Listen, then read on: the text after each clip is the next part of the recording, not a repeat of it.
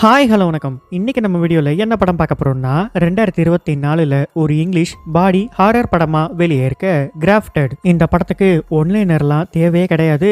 இன்னும் சிம்பிளா சொல்லணும்னா தி சப்ஸ்டன்ஸ் அப்படின்னு சொல்லி ஒரு படம் வந்துச்சு. அந்த படம் அருவருப்பின் உச்சியில இருக்கக்கூடிய படம்னு அந்த படத்தை பார்த்த எல்லாருக்குமே தெரியும். இதுவும் கிட்டத்தட்ட அந்த மாதிரி ஒரு படம் தான். ஆனா அந்த அளவுக்கு அருவருப்பா இருக்காது, கொஞ்சம் இருக்கும். சப்ஸ்டன்ஸ் படம் உங்களுக்கு பிடிக்கும்னா இந்த படத்தையும் நீங்க தாராளமா பார்க்கலாம். அந்த அளவுக்கு ஒரு தரமான படம் தான். அதனால நம்ம டைம் வேஸ்ட் பண்ணாம டைரக்டா வீடியோக்குள்ள போயிடலாம். வெல்கம் டு கதை கேளு. இன்னும் நம்ம சேனல்ல சப்ஸ்கிரைப் பண்ணாம பார்த்துட்டு இருந்தீங்கன்னா மறக்காம சப்ஸ்கிரைப் பண்ணிடுங்க. வாங்க டீடைல்ட் எக்ஸ்பிளனேஷனுக்கு போலாம். படத்தோட ஸ்டார்டிங் சீன்லயே ஒரு அப்பாவையும் பொண்ணையும் நமக்கு காமிக்கிறாங்க. அந்த சின்ன பொண்ணோட பேரு வே. இவங்க ரெண்டு பேர் முகத்திலயுமே ஏதோ அலர்ஜி மாதிரி சிவப்பு கலர்ல இருக்கு. அந்த சின்ன பொண்ணு இருக்குல்ல, அது நோட்ல ஏதோ ஒரு பூவை வரைஞ்சிட்டு இருக்கு. அவங்க அப்பா வந்து என்னம்மா பூ இதுன்னு கேட்டா, அப்பா இந்த பூ உங்க நோட் புக்ல தான் இருந்துச்சு, பார்க்க அழகா இருந்துச்சா, அதான் நானும் என் நோட்ல வரைஞ்சிட்டு இருக்கேன். சரிம்மா நீ வரைஞ்சதெல்லாம் போதும், போய் பாம்புக்கு சாப்பாடு போடு அப்படின்னு சொல்றாரு. அந்த ரூமை பார்த்தாலே ஏதோ ரிசர்ச் பண்ற ரூம் மாதிரி தான் இருக்கு. நம்ம வே இருக்குல்ல, அது உங்க அப்பா கிட்ட, அப்பா உங்க முகத்தை சரி பண்ணிடுவீங்களாப்பா, என் முகத்தை மட்டும் இல்லம்மா ஓ முகத்தையும் சேர்த்து நான் சரி பண்ணிடுவேன் அப்படின்னு மறுபடியும் போய் இவர் என்னென்னமோ ரிசர்ச் எல்லாம் பண்ணிட்டு இருக்காரு. ஒரு லிக்விட இன்ஜெக்ஷன்ல எடுத்துட்டு ஒரு ஃபிளஷ் மாதிரி இருக்கு, அதை எடுத்து அவரோட ஃபேஸ்லயும் வச்சுட்டு அந்த இன்ஜெக்ஷனை போட்டுக்கிறாரு. பார்த்தா கொஞ்ச நேரத்திலேயே அவருக்கு அந்த அலர்ஜி எல்லாம் சரியா போயிடுது. அந்த ஃபிளஷ் கொஞ்சம் கொஞ்சமா அந்த அலர்ஜி இருக்க இடத்தெல்லாம் கவர் பண்ணி இப்ப சூப்பரா வந்துருது. ஆனா இதுல பிரச்சனை என்னன்னா, அந்த அலர்ஜி இருக்க இடத்துல மட்டும் இது ஃபார்ம் ஆகாம அவர் வாய் மூக்கு அப்படின்னு எல்லா இடத்துலயும் ஃபார்ம் ஆகி அவருக்கு எந்த இடத்துலயுமே ஓட்டே இல்லாம எல்லாத்தையும் க்ளோஸ் பண்ணிடுது. தலைவர் ஃபார்முலாவை எதையோ தப்பா பண்ணிட்டாப்ல போல. ஐயோ இப்ப என்ன பண்றதுன்னு தெரியாம ஒரு கட்டர் எடுத்து அவரோட வாயை அவரே கிழிச்சுக்கிறாரு. கிழிச்ச உடனே ஒரு கோடு விழுகுது. ஆனா மறுபடியும் வாய் அதுவாவே க்ளோஸ் ஆயிக்குது. ஒரு கட்டத்துல என்ன பண்றதுன்னு தெரியாம அவர் அப்படியே கீழே விழுந்துடுறாரு. நம்ம வே இருக்குல்ல, அது சின்ன புள்ள கட்டர் எடுத்து வெட்டக்கூடாதுன்னு தெரியாம அவங்க அப்பாவை அதுவே வெட்டி வெட்டி கொலையே பண்ணிருது. கட் பண்ணி பல வருஷத்துக்கு அப்புறம் நம்ம வே இருக்குல்ல, அது இப்ப நல்லாவே வளர்ந்துருச்சு. அதுக்கு ஒரு யூனிவர்சிட்டியில ஸ்காலர்ஷிப்ல படிக்கிறதுக்கான வாய்ப்பு கிடைச்சிருக்கு. இவங்க வாழ்ந்துட்டு இருக்கிறது சைனால. அதனால சைனால இருந்து இப்ப நியூசிலாந்துக்கு படிக்க போகணும். பிளைட்ல ஏறி போய் இறங்கின உடனே இவங்க ஆன்டி வந்து பிக்கப் பண்ணிக்கிறாங்க. வே வாமா நல்லா இருக்கியா, உன்னை சின்ன பிள்ளையில பார்த்தது, உனக்கு இன்னும் அந்த அலர்ஜி சரியாகவே இல்லையாமா, சரி கவலைப்படாத, இங்க நம்ம ஏதாவது நல்ல ட்ரீட்மெண்ட் எடுத்து அது சீக்கிரமா சரி பண்ணிடலாம், நீ டயர்டா இருக்கேன்னு நினைக்கிற, வா உடனே வீட்டுக்கு கிளம்பி போலாம் அப்படின்னு கார்ல வீட்டுக்கு கூட்டிட்டு போறாங்க. இந்த ஆன்டி இருக்காங்கல்ல, அவங்களுக்கு ஒரு பொண்ணு இருக்கு. அந்த பொண்ணோட பேரு ஆன்ஜி. இங்க இருக்கவங்க மோஸ்ட்லி இங்கிலீஷ்ல தான் பேசுறாங்க, அவங்களுக்கு சைனீஸ் லாங்குவேஜ் தெரியல. ஆனா நம்ம வேக்கு இதெல்லாம் ஒரு பிரச்சனையே இல்ல, நம்ம வே நல்லாவே இங்கிலீஷ்ல பேசும். ஆன்டி இதுதான் என்னோட பொண்ணு ஆன்ஜி அப்படின்னு இன்ட்ரோடியூஸ் பண்ணி வைக்கிறாங்க. அந்த ஆன்ஜியை பாக்குறதுக்கே ஒரு மார்க்கமா தான் இருக்கு. ஆன்டி கூட்டிட்டு போயிட்டு வேவோட ரூம்ல எல்லாத்தையும் செட் பண்ணிட்டு அவங்க வீட்டை விட்டு கிளம்பிடுறாங்க. ஏன்னா அவங்க இந்த வீட்டுல தங்குறது கிடையாது. இப்ப இந்த வீட்டுல நம்ம ஆன்ஜியும் வேவும் மட்டும் தான் தங்குறாங்க. நம்ம வே அந்த வீட்லயே அவங்க அப்பா போட்டோ வச்சு பெரிய பூஜை ரூம் மாதிரி ஒண்ணு செட் பண்ணிருது. ஏன்னா அவங்க அப்பாவை தான் அது சாமியா நினைச்சு கும்பிடும். நாளைக்கு நான் ஃபர்ஸ்ட் டே காலேஜ் போறேன், எல்லாம் நல்லபடியா இருக்கணும் அப்படின்னு வேண்டிட்டு அடுத்த நாள் காலையில இப்ப காலேஜுக்கு கிளம்பி போகுது. நம்ம ஆன்ஜி வே ரெண்டு பேருமே ஒரே கிளாஸ் தான், ஒரே வீட்டுல தானே இருக்காங்க, ஒன்னா போகலாம்ல. ஆனா நம்ம ஆன்ஜி வேவை விட்டுட்டு தனியா கிளம்பி போயிடுது. நம்ம வே இன்னைக்கு தான் ஃபர்ஸ்ட் டே காலேஜ் போறதுனால அதுக்கு காலேஜ் எங்க இருக்குன்னே தெரியல. போற வழியிலேயே அங்க ஒரு பெக்கர் உட்காந்துருக்காரு. அவர்கிட்ட கேட்டுதான் அது கிளாஸுக்கே போகுது. வந்த முத நாளே இவங்க நாலேஜ் எல்லாம் செக் பண்றதுக்காக ஏதோ ஒரு எக்ஸாம் வச்சிருப்பாங்க போல. அந்த எக்ஸாம்ல கிளாஸ்லயே நம்ம வே தான் ஃபர்ஸ்ட் மார்க் வாங்கியிருக்கு. அப்படியே கிளாஸ் எல்லாம் எடுத்து முடிச்சுட்டு ப்ரொஃபஸரும் சரி நாளைக்கு மீட் பண்ணலாம் அப்படின்னு சொல்லி எல்லாரையும் அமுச்சு விட்டுறாரு. நம்ம வே இருக்குல்ல, அது நேரா வீட்டுக்கு போகாம அந்த காலேஜ்லயே ஒரு லேப் மாதிரி இருக்கு, அதுக்குள்ள போகுது. இப்ப வரைக்குமே இது என்ன பண்ணிட்டு இருக்குன்னா, இவங்க அப்பா ஒரு நோட் புக் வச்சு ரிசர்ச் எல்லாம் பண்ணிட்டு இருப்பாருல, அந்த ரிசர்ச்சை இது கம்ப்ளீட் பண்ணணும்னு நினைக்குது. அதனால அந்த நோட் புக்கை பார்த்து பார்த்து என்னென்னமோ பண்ணிட்டு இருக்கு. ஆனா அந்த நேரம் பார்த்து ப்ரொஃபசர் அங்க வந்துடுறாரு. அவர் வந்து என்னமா பண்ணிட்டு இருக்கேன்னு கேட்டா, இல்ல நான் சும்மா தான் வந்தேன், இல்லையே கையில ஏதோ நோட்டு இருக்கே கொடு அப்படின்னு வாங்கி பாக்குறாரு. அது எங்க அப்பாவோட நோட்டு, அவரு ரிசர்ச் பண்ணிட்டு இருந்தாரு. உங்க அப்பா சயின்டிஸ்டா? ஆமா, அவர் ஆரம்பிச்சதுதான் இது, அதை நான் முடிக்கணும்னு நினைக்கிறேன். அப்படின்னா ஒண்ணு பண்ணலாம், எனக்கு லேப் அசிஸ்டண்டா நாளையில இருந்து நீயே வந்து ஜாயின் பண்ணிக்கோ, நம்ம ரெண்டு பேருமா சேர்ந்து சீக்கிரமா இந்த ரிசர்ச்சை முடிச்சிடலாம் அப்படின்னு சொல்லி வீட்டுக்கு போக சொல்லிடுறாரு. நம்ம ஆன்ஜிக்கு ரெண்டு ஃப்ரெண்ட்ஸ் இருக்காங்க. அவங்க எல்லாருமே சேர்ந்து இப்ப ஆன்ஜியோட வீட்டுக்கு வந்திருக்காங்க. அவங்கெல்லாம் நம்ம வேவோட அப்பா போட்டோவை பார்த்துட்டு, இது என்ன இந்த போட்டோ வீட்டுல புதுசா இருக்கு, இது அவளோட அப்பா போட்டோ, எப்ப பார்த்தாலும் இதை வச்சு கும்பிட்டுக்கிட்டே இருக்கா. அப்படியா, என்ன ஒரு முகத்துல எல்லாம் ஏதோ தழும்பு மாதிரி இருக்கு, அவருக்கு மட்டும் இல்ல அவளுக்குமே அந்த தழும்பு இருக்கும், அதை மறைச்சிட்டு தான் அவ காலேஜுக்கே வந்துட்டு இருக்கா. சரி வாங்க அவ ரூம்ல போய் போய் என்னென்ன வச்சிருக்கான்னு பார்க்கலாம் அப்படின்னு ரூம்குள்ள போய் நம்ம ஆன்ஜியோட கபோர்டெல்லாம் திறந்து பார்த்துட்டு மறுபடியும் எதுவும் தெரியாத மாதிரி இவங்க வெளியில வந்துடுறாங்க.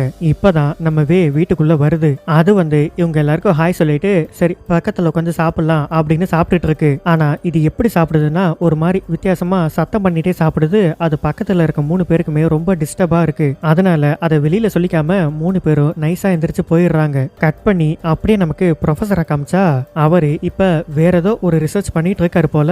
ஆனா அந்த ரிசர்ச் ரிஜெக்ட் ஆயிடுச்சு. அதனால இன்னும் ஒரு 2 வாரத்துல மறுபடியும் அந்த ரிசர்ச்சை ரீசப்மிட் பண்ணணும். அப்படி ஒருவேளை நீங்க பண்ணாம போயிட்டீங்கன்னா இதுக்காக நாங்க உங்களுக்கு எவ்வளவு ஃபண்ட் கொடுத்தோமோ அது எல்லாத்தையுமே நீங்க திரும்ப ரிட்டர்ன் பண்ணிடணும் அப்படின்னு ஒரு மெயில் வந்திருக்கு. அடுத்த நாள் வழக்கம் போல இவங்க எல்லாரும் காலேஜுக்கு போறாங்க. நம்ம கூட யாருமே பேச மாட்டேங்கிறாங்க. சரி நம்மளே போய் யாருக்கிட்டையாவது பேசுவோம் அப்படின்னு இந்த 3 பேர்கிட்டையும் பேசலாம் அப்படின்னு அதுவும் பக்கத்துல வருது. இவங்களை என்ன பண்ணி ஃப்ரெண்ட் ஆக்கலாம் அப்படின்னு யோசிச்சுட்டு நீங்க 3 பேரும் என் கூட வரீங்களா, நான் ஒரு ஹோட்டலுக்கு கூட்டிட்டு போறேன், நானே எல்லா செலவையும் ஏத்துக்கிறேன் அப்படின்னு இவங்க 3 பேரையும் ஹோட்டலுக்கு கூட்டிட்டு போகுது. இவங்களும் விதவிதமா நிறைய ஃபுட் ஆர்டர் பண்றாங்க. சாப்பிடலான்னு நம்ம ஒரு வாய் எடுத்து வாயில வைக்கிது. அது எப்போதுமே எப்படி சாப்பிடும்னா டீசெண்டா சாப்பிடாம ஒரு மாதிரி சத்தம் போட்டுட்டே தான் சாப்பிடும். அது இவங்களுக்கு சுத்தமா பிடிக்கல. சரிவே நாங்க சாப்பிட்டது போதும், நாங்க கிளம்புறோம் அப்படின்னு அவங்க கிளம்பிடுறாங்க.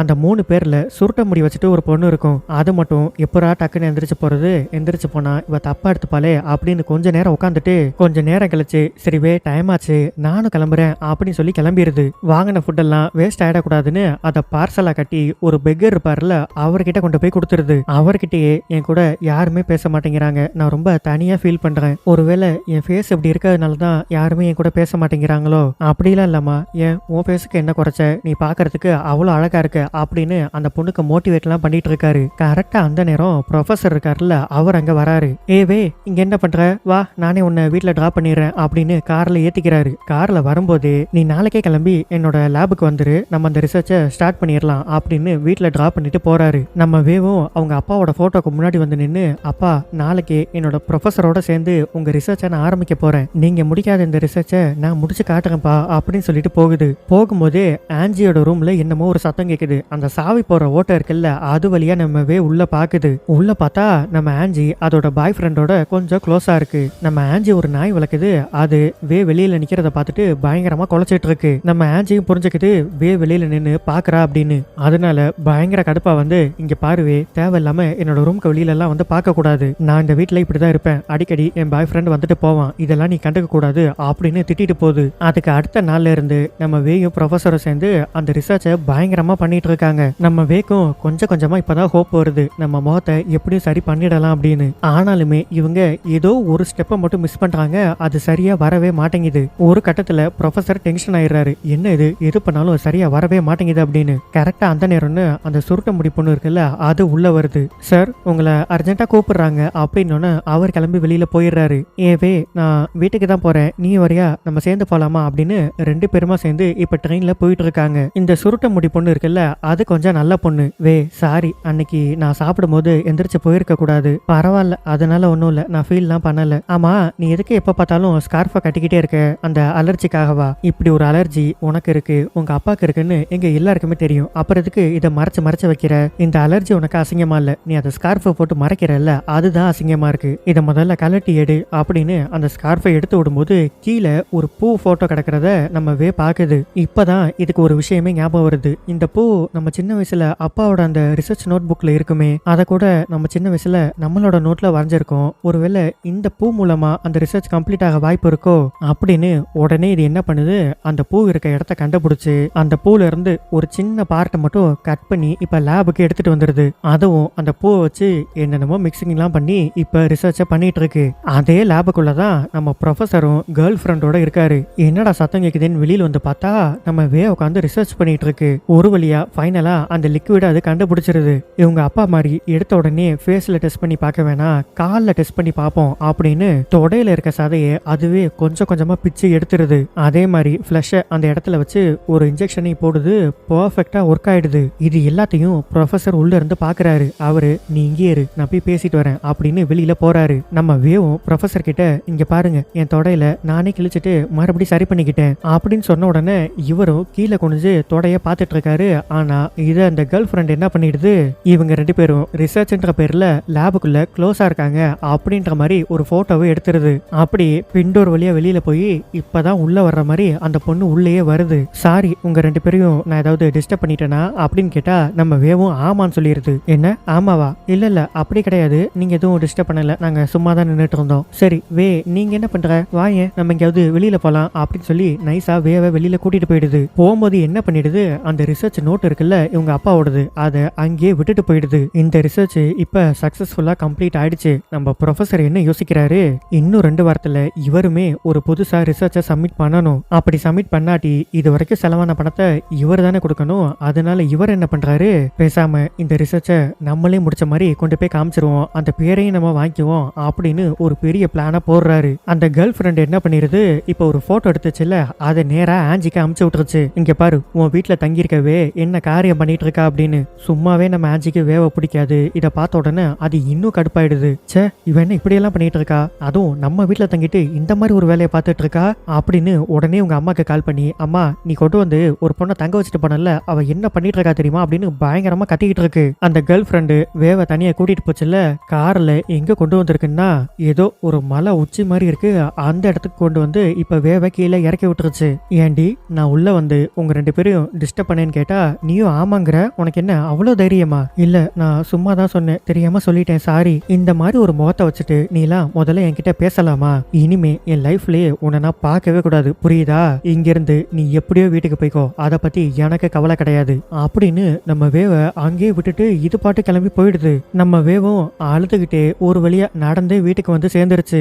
வீட்டுக்கு வந்து பார்த்தா இவங்க அப்பாவோட போட்டோ எல்லாம் இருக்குல்ல, அதெல்லாம் கலைஞ்சு போய் கிடக்கு. ஆஞ்சி கடுப்புல அது எல்லாத்தையுமே கலைச்சு விட்டுருச்சு. ஏன்ட்டு எங்க அப்பா போட்டோவை தொட்ட, எங்க அப்பா போட்டோவை தொட்டன்னு 2 பேருக்கும் பயங்கரமா சண்டை. நீ எதுக்கடி முதல்ல என் வீட்டுக்குள்ள வந்தன்னு மாத்தி மாத்தி அடிச்சுக்கிறாங்க. இதுல ஒரு கட்டத்துல நம்ம வே என்ன பண்ணிருது, ஒரு குச்சி எடுத்து சதக்குன்னு ஆஞ்சியோட கண்ணுலயே குத்திடுது. நம்ம வேவும் வந்து ஆஞ்சி ஆஞ்சி எந்திரி எந்திரின்னு எவ்வளவோ தட்டி தட்டி பாக்குது.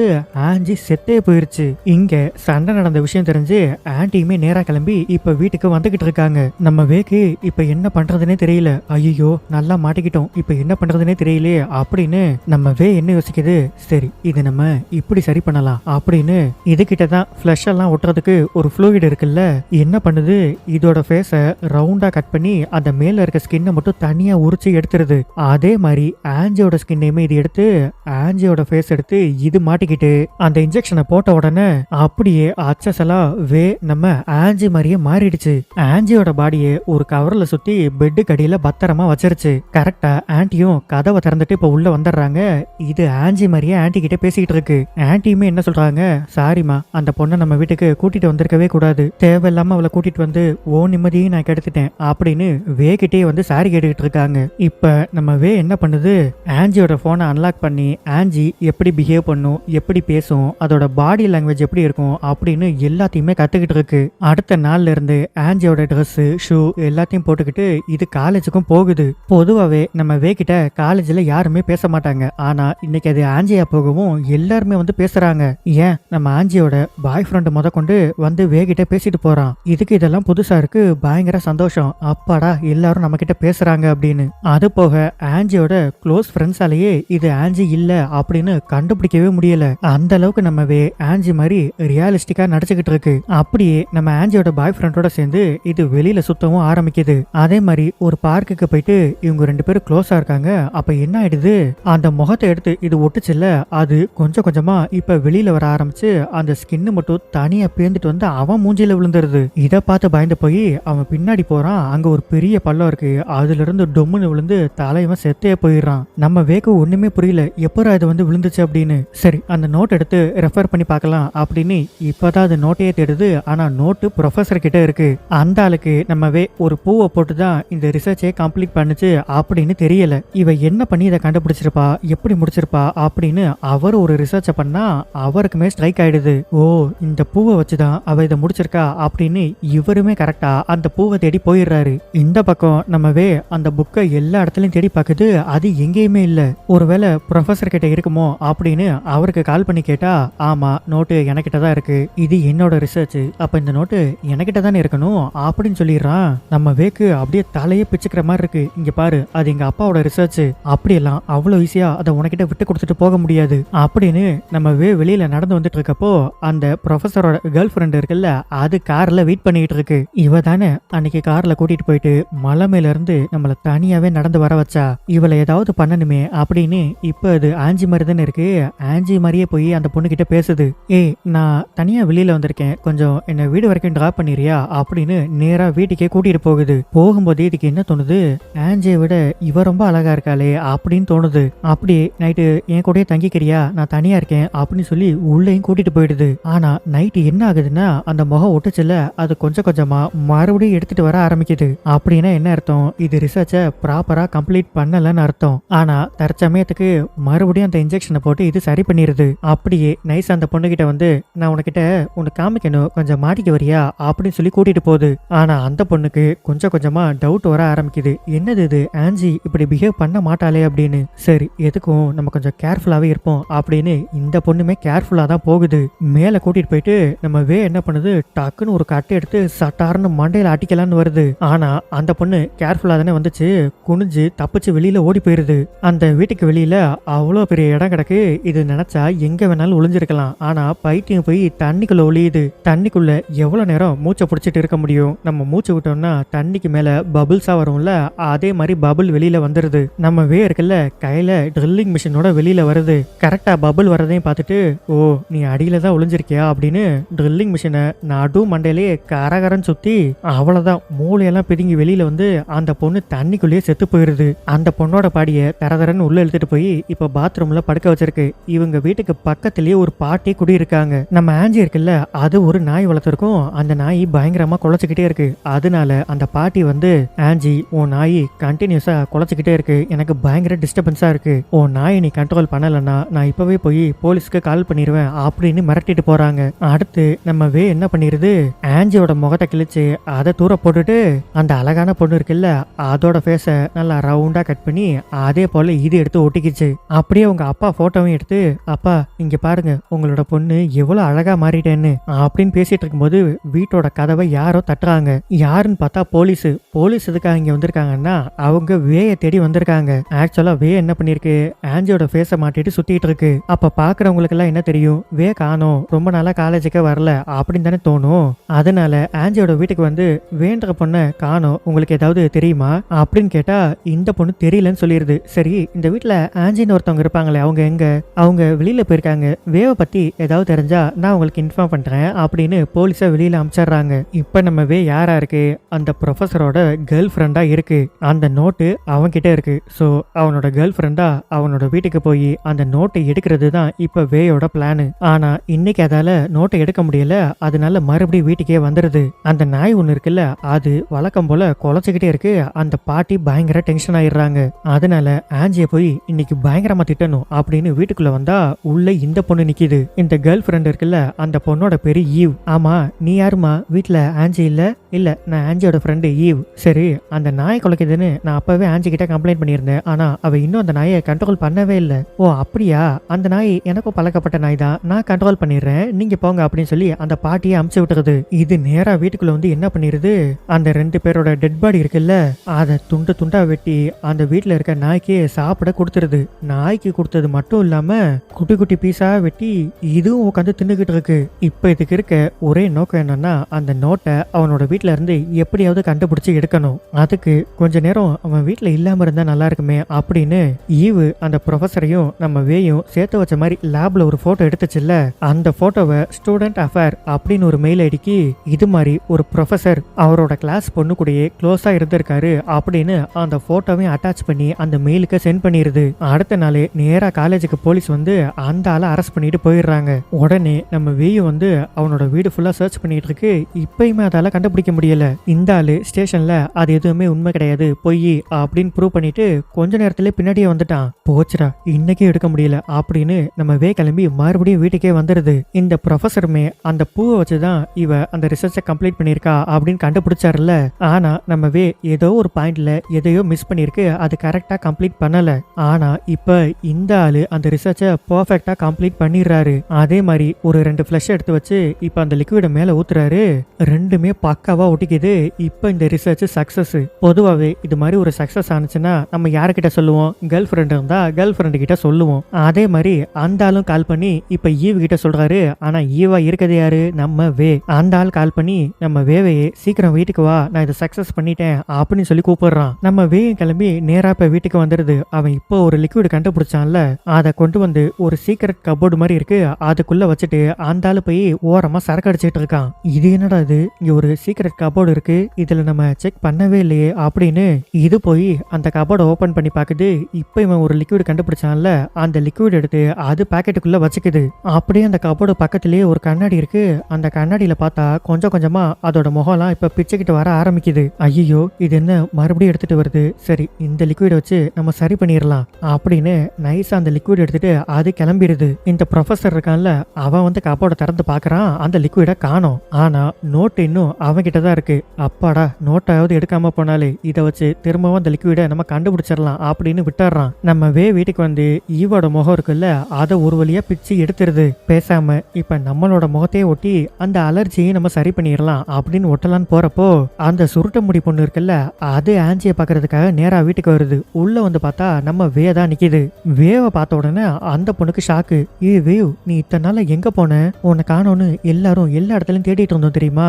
உன்னை மறுபடியும் பார்த்ததுல எனக்கு ரொம்ப சந்தோஷம் அப்படின்னு கட்டி பிடிச்சு பேசிட்டு இருக்கு. அப்படியே போய் ஃப்ரிட்ஜை ஓபன் பண்ணலாம் அப்படின்னு ஓபன் பண்ணா நம்ம ஈவோட தலை இருக்குல்ல, அதை மட்டும் தனியா வெட்டி ஃப்ரிட்ஜுக்குள்ள பத்திரமா வச்சிருந்திருக்கு. அதை அந்த சுருட்ட முடி பொண்ணு பாத்துருச்சு. இவ பாத்துட்டா, உடனே போய் போலீஸ்ட சொல்லிடுவா அப்படின்னு டக்குன்னு ஒரு கவர் எடுத்து அந்த பொண்ணோட மூஞ்சிலே பொத்தி பாவம் அந்த பொண்ணையுமே நம்ம கொன்னுடுது.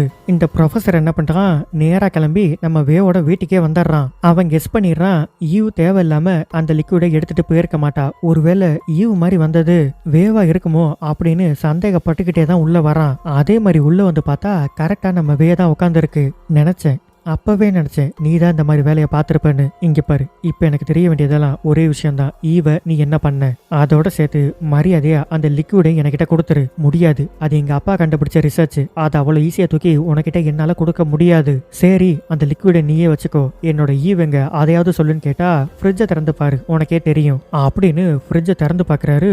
உள்ள தலை மட்டும் தனியா இருக்கு. அவர் அந்த ஷாக்ல இருந்து வெளியில வர்றதுக்குள்ளேயே என்ன பண்ணிருது, டக்குன்னு ஒரு இன்ஜெக்ஷன் எடுத்து அந்த ஆளோட கழுத்திலே சொருகிருது. அந்த இன்ஜெக்ஷனை போட்டதுக்கு அப்புறம் அந்த ஆள் எப்படி ஆயிடுறான், கழுத்துல இருந்து நெஞ்சு வரைக்கும் ஸ்கின் இருக்குள்ள அது ஃபுல்லா உறிஞ்சிட்டு வந்துருது. அந்த ஸ்கின்னுக்குள்ள என்னெல்லாம் இருக்குமோ அதெல்லாம் அப்படியே தெரியுது. ரொம்ப அருவருப்பா எடுத்து வச்சிருக்காங்க. அது போக மறுபடி இன்னொரு இன்ஜெக்ஷன் அந்த ஆளு மேல போடுது. அதை போட்ட உடனே இவங்க அப்பா ஸ்டார்டிங்ல செத்துருப்பாருல்ல, அதே மாதிரி இந்த ஆளும் செத்து போயிடுறான். இந்த ஆளு கத்துற சத்தம் கேட்டு பக்கத்து வீட்டுல ஒரு பாட்டி இருப்பாங்கல்ல, அவங்க வந்து இது எல்லாத்தையுமே பாத்துறாங்க. அவங்க குடுகுடுன்னு ஓடி போய் போலீஸ்க்கும் கால் பண்ணிடுறாங்க. கொஞ்ச நேரத்துல அந்த இடத்துக்கு போலீஸும் வந்துருது. அவங்க நம்ம பயங்கரமா சேஸ் பண்ணிட்டே வராங்க. இதுவும் குடுகுடுன்னு ஓடிக்கிட்டே இருக்கு. இதால ரொம்ப தூரம் ஓட முடியல. அந்த பெக்கர் இருக்காருல்ல, அவரு ஒரு போர்வையை போத்திட்டு உட்கார்ந்துருக்காரு. சரி, அந்த போர்வைக்குள்ள போய் அவர்கிட்ட ஒளிஞ்சுப்போம், அவர்கிட்ட ஒளிஞ்சா நம்ம தப்பிச்சுக்கலாம் அப்படின்னு இதுவும் போர்வைக்குள்ள போயிடுது. உள்ள போன உடனே என்ன ஆயிடுது, அந்த லிக்விட் இருக்குல்ல, அது கை தவறி கீழே கொட்டிடுது. அந்த நேரம் பார்த்து போலீஸ் அந்த பெக்கர் கிட்டே வந்து, ஏப்பா இந்த வழியா ஒரு பொண்ணு ஓடிச்சான்னு கேட்டா அவர் என்ன சொல்லிடுறாரு, அந்த பக்கமா போயிருச்சுன்னு போலீஸை திசை திருப்பி விட்டுறாரு. ஆக்சுவலா அந்த லிக்விட் கொட்டுனா என்ன ஆகும், 2 ஃபிளஷும் ஒன்னா சேர்ந்துக்கும்ல, அந்த லிக்விட் இவங்க 2 பேர் மேலேயும் சேர்த்த மாதிரி கொட்டிருச்சு. இவங்க 2 பேரும் ஒன்னா ஒட்டிக்கிட்டாங்க. பாதி நம்ம வேயோட ஃபேஸா இருக்கு, பாதி அந்த பெக்கரோட ஃபேஸா இருக்கு. கை காலு எல்லாமே ஒண்ணுக்கு ஒன்னா ஒட்டிக்கிச்சு. பார்க்கவே பயங்கர அருவருப்பா மாறிட்டாங்க. இந்த விஷயத்த நம்ம போலீஸ் வந்து பாத்துறாங்க. போலீஸ் இது வரைக்கும் என்னெல்லாம் நடந்துச்சோ அது எல்லாத்தையுமே கண்டுபிடிச்சிட்டாங்க. நம்ம ஆண்டி இருக்காங்கல்ல, அவங்களுக்குமே தன்னோட பொண்ணு செத்துட்டா அப்படின்ற விஷயம் இப்பதான் தெரிய வருது. அவங்களுமே பயங்கரமா அழுதுட்டு இருக்காங்க. அப்படியே அழுதுகிட்டே வெளியில வராங்க. மாதிரியே ஒரு பொண்ணு நடந்து போகுது. இவங்களும் பின்னாடியே, வே நில்லு, அட கூப்பிட்டுட்டே இருக்கேன் நிக்காம போற அப்படின்னு அந்த பொண்ணு திரும்பி பாக்குது. ஆனா அது வேவே கிடையாது. அப்படியே ரைட்ல திரும்பி பார்த்தா ஒரு குரல், நான் தான் வே அப்படின்னு சொல்லுது. அந்த உருவத்தை பார்த்தா பயங்கர அருவருப்பா இருக்கு. அது யாருன்னு பார்த்தா நம்ம வேவும் பெக்கரும் அப்படியே ஒன்னா ஒட்டிக்கிட்டாங்கல்ல. அதை பார்த்துட்டு ஆன்டி ரொம்பவே பயந்து போயிடுறாங்க. அங்க இருந்து குடுக்குடுன்னு ஓடி போயிடுறாங்க. அப்படியே கட் பண்ணி இந்த படத்தை முடிச்சுட்டாங்க. கடைசி வரைக்கும் இந்த ரிசர்ச் யாருக்குமே பயனுள்ளதாவே இல்ல. இந்த படம் கண்டிப்பா உங்களுக்கு பிடிச்சிருக்கும்னு நினைக்கிறேன். இதே மாதிரி அடுத்த ஒரு இன்ட்ரெஸ்டிங்கான மூவில உங்களை சந்திக்கிறேன்.